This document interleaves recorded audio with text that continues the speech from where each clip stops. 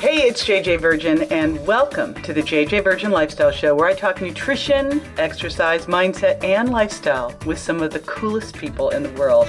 Plus, I give you tips that you can put into fast action to up-level your health so you can go out there and live that big life you're meant to live. Now, if you've ever struggled with what to feed your kids or your grandkids, or you've got kids who seem to keep getting the same thing over and over again, ear infections, skin problems, etc., and you know that the medications aren't the answer because they're not fixing the problem, I have got the perfect person for you today. I am super excited to share Dr. Sheila Kilbane with you.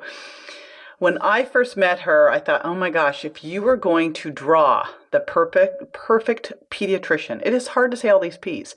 If you were going to draw that perfect pediatrician, you would draw Dr. Sheila Kilbane. She is just super cute, super smart, and super approachable. Like, kids would feel instantly at ease with her. She's kind of their size, as she'll say to you in this talk, with a stethoscope on. She's just awesome. But she has really bridged the gap. And I know back when my kids were little and I was going to the doctor, I kept getting the same treatments and they weren't working. And I was so frustrated. And as you know, with my son Grant, I went outside of traditional medicine, which saved his life initially, but then I was able to save his life long term by going in and bringing in some of these other things. And she's going to share some of these other things and how she came around to this in our interview today. So let me tell you a little bit about Dr. Sheila Kilbane. She's a medical doctor, a board-certified pediatrician, and she also trained with Dr. Andrew Weil at the University of Arizona's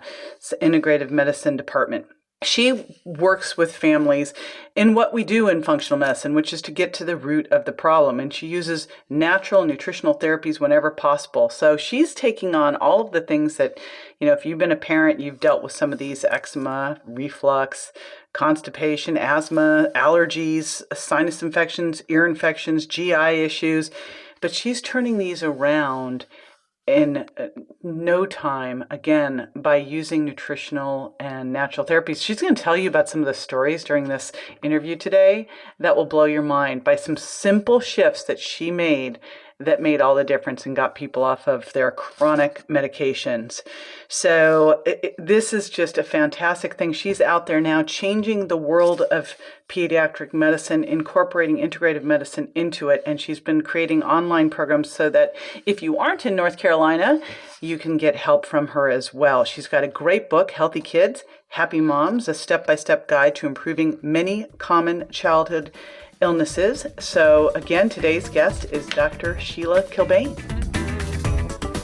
So let's do it. Dr. Sheila Kilbane, welcome to the show. I've got my favorite integrated pediatrician on. I'm so glad you're here with me today. Yay, thank you so much. I'm really excited to be here and to talk with your listeners. I know.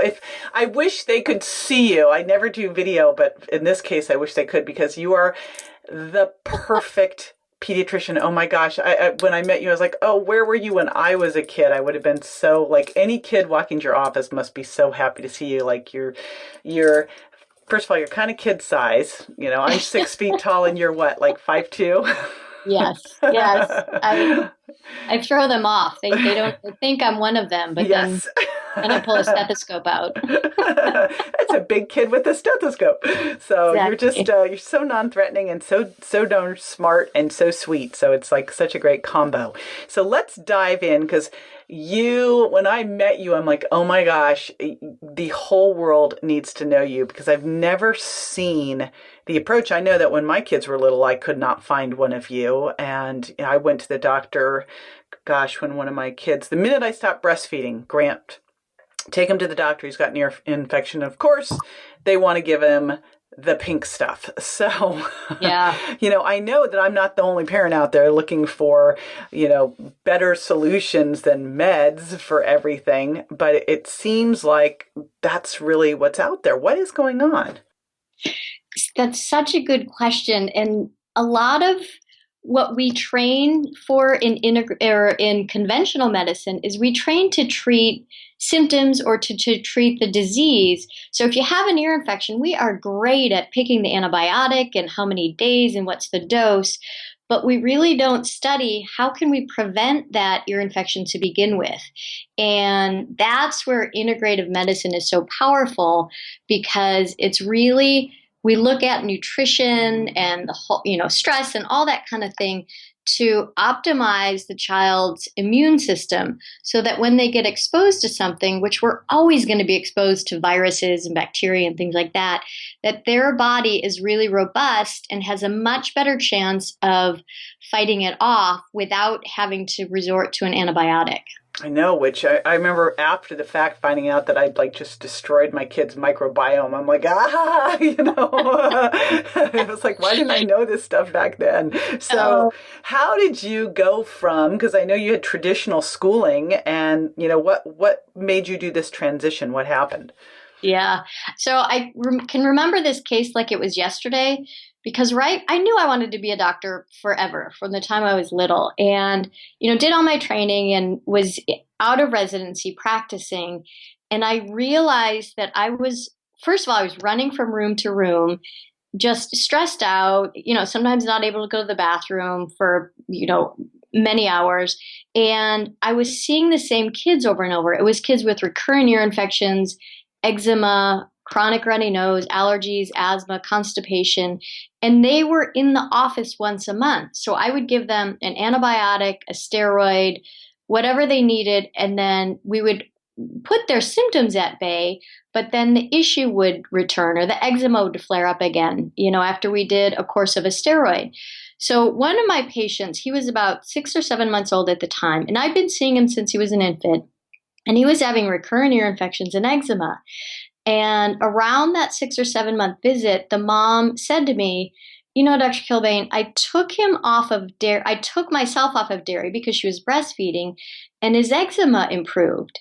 And I said, I don't know what that is, and I don't know why that is, but let me figure out how we're going to make sure that we're getting enough calcium and fat and vitamin D in him and in you, but stay off of it because, if it worked, it worked. So we kept her off of it. He continued to get ear infections.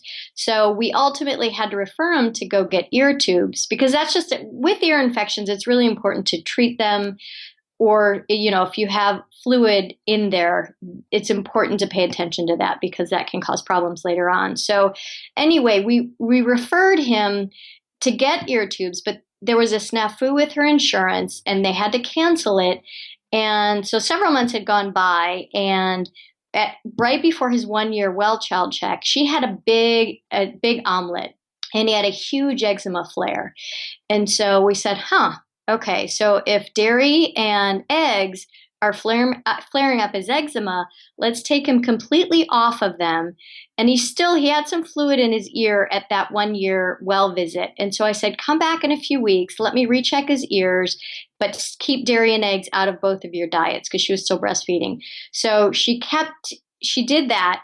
His eczema completely cleared up. The fluid was gone from his ear 3 weeks later, and he did great. We never had to do ear tubes. And so I knew that I needed to pay attention to that. I didn't understand the whole concept of systemic inflammation at that point in time, but I knew I needed to really pay attention to that case and, learn from that and study how profoundly food was impacting my patient's diet or my patient's health. I'm just so excited you didn't do the typical, it's an anomaly, because I know this has changed your entire approach. So when you saw that, then, how did you go and get the information that you needed? Because I know you've gone through now and done some extra education and training for this. What'd you do? Yeah, so at that point in time, what I would do is I would call my friends who were naturopathic doctors, and they would tell me, okay, do this and this and this, and then I would go research it and study it.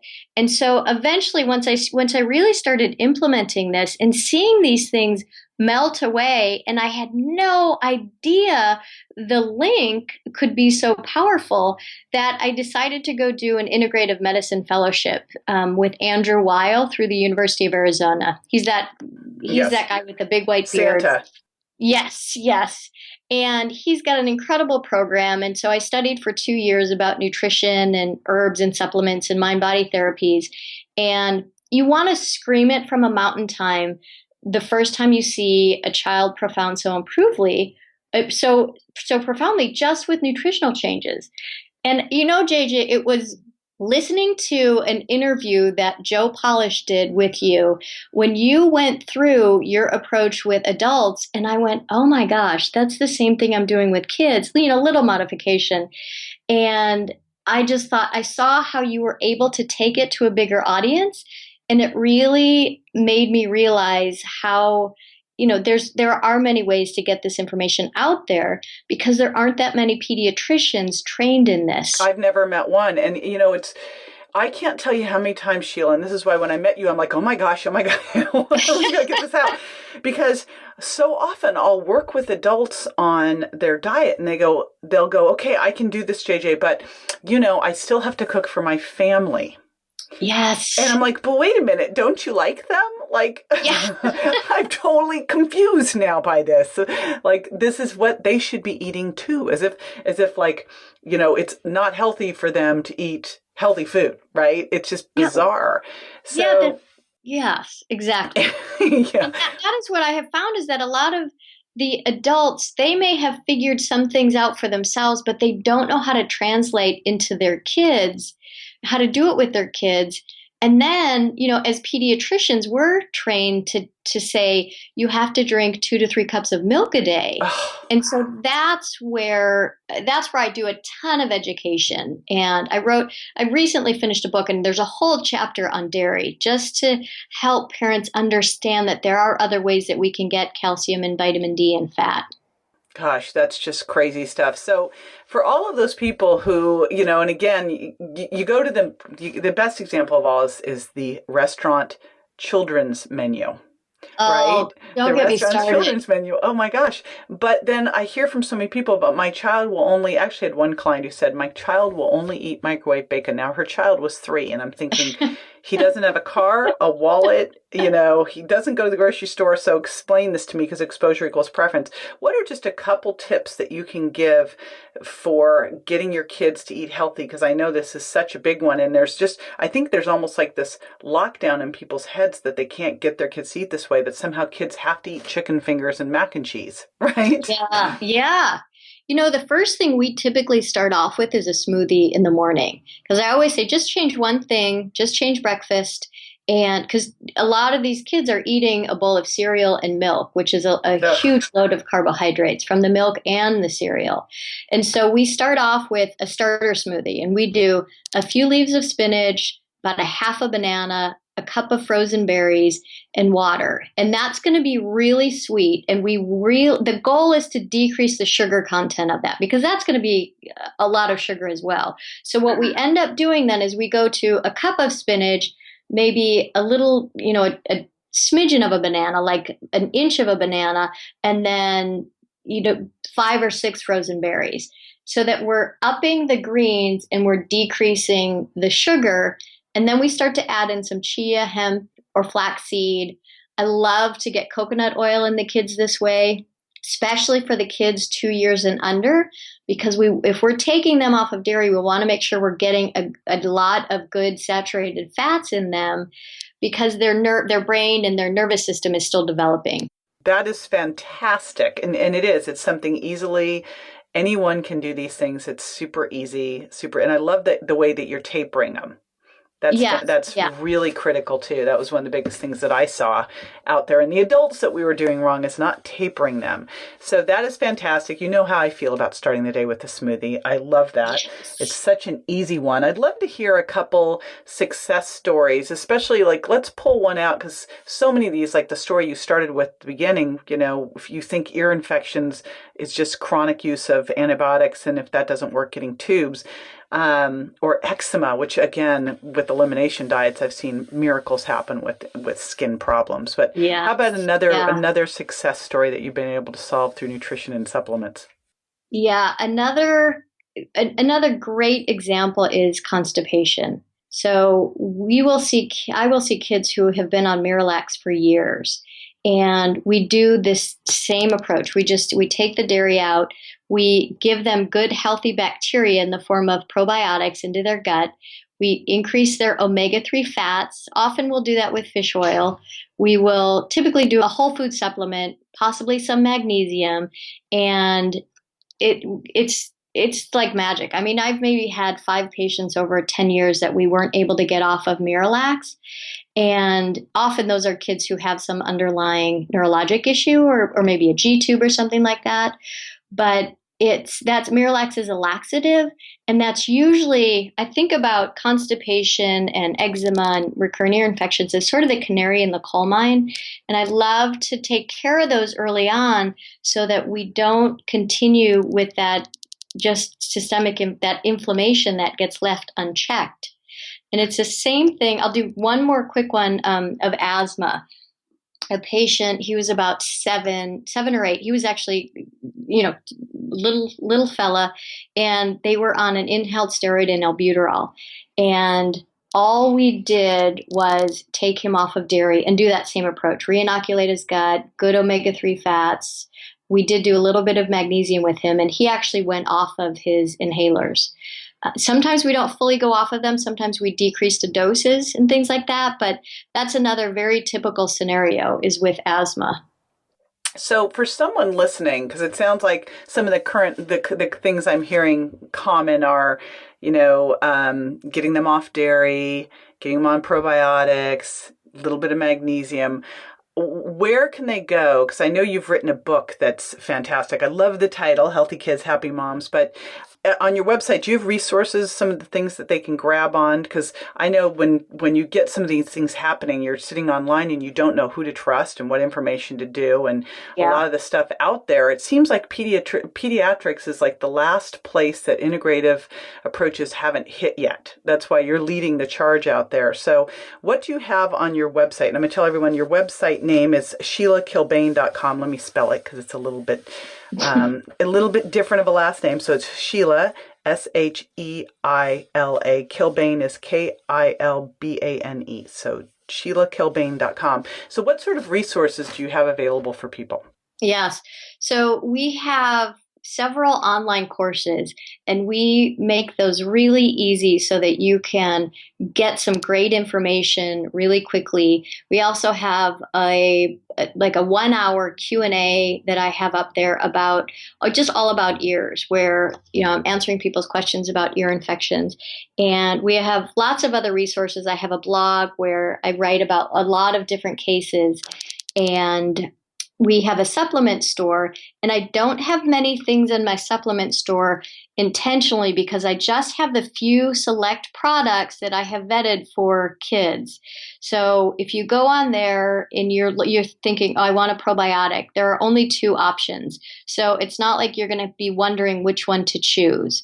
So we tried to make it really simple, and we're always refining. So it's if people have any questions, they can always email us through the website. I love that. And the kid-friendly food approach is so big, so I hugely appreciate it. So I want to remind everybody to go to SheilaKilbane.com and also to grab your book, Healthy Kids, Happy Moms.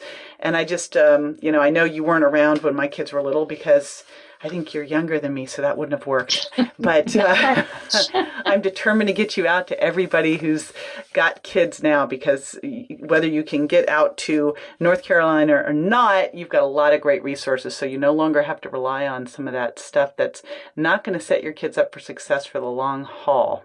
Because so many of these things, like setting up good gut microbiome, needs to start when they're babies. Yeah, right? Exactly. So important. So it also will help you as a mom to feel better about the choices you're making, because you know how much we beat ourselves up as moms. Yeah. Anyway, so thank you. I so appreciate it. I'm reminding everyone it's www.sheilakilbane.com. Now, after the break, I'm going to be answering the listeners' questions, so stay with me.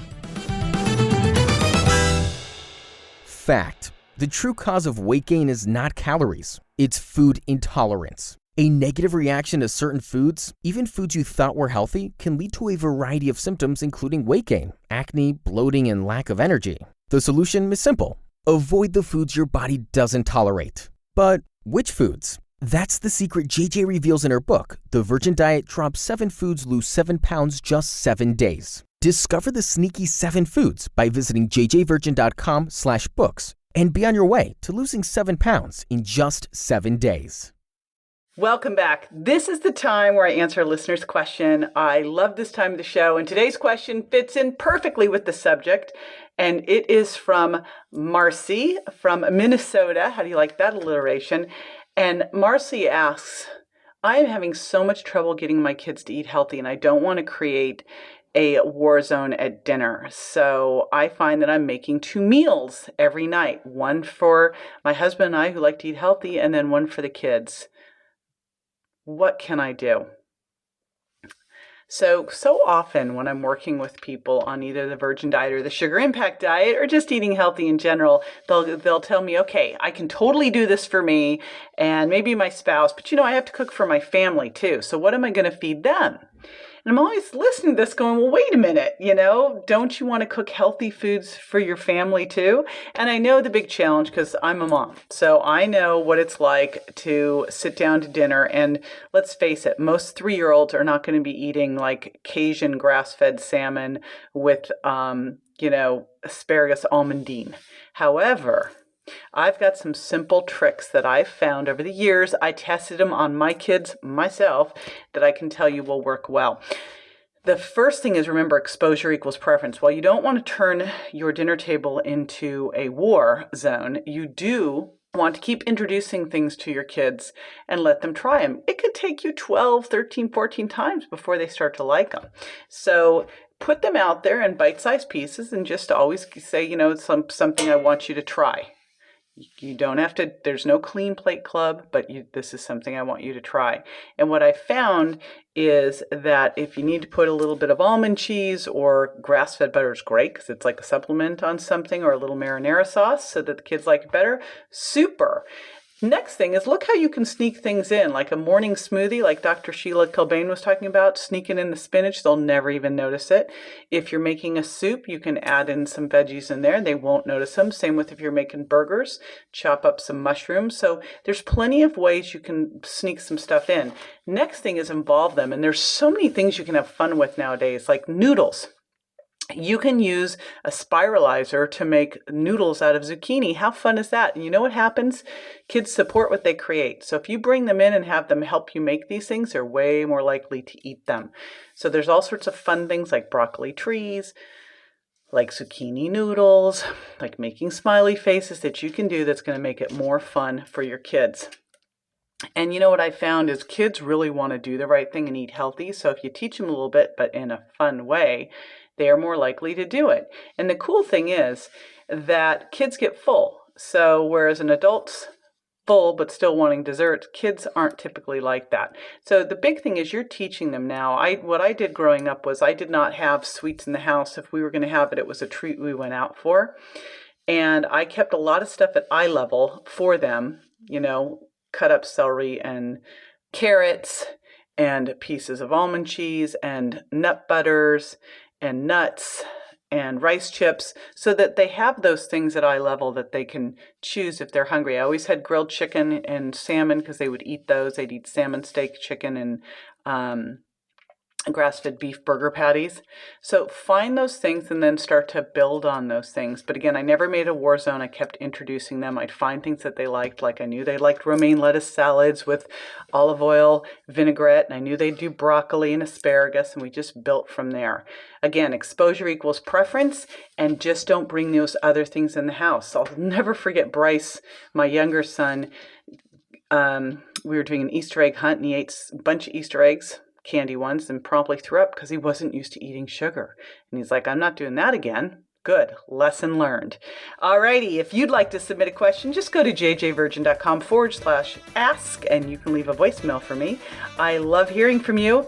And I also love hearing from you on Stitcher or iTunes. If you could leave a review for me there, I would hugely appreciate it. It helps me a bunch. And also be sure to subscribe and share the show with your friends. This is JJ Virgin signing off and reminding you that you are worthy. Dare to live a life that matters.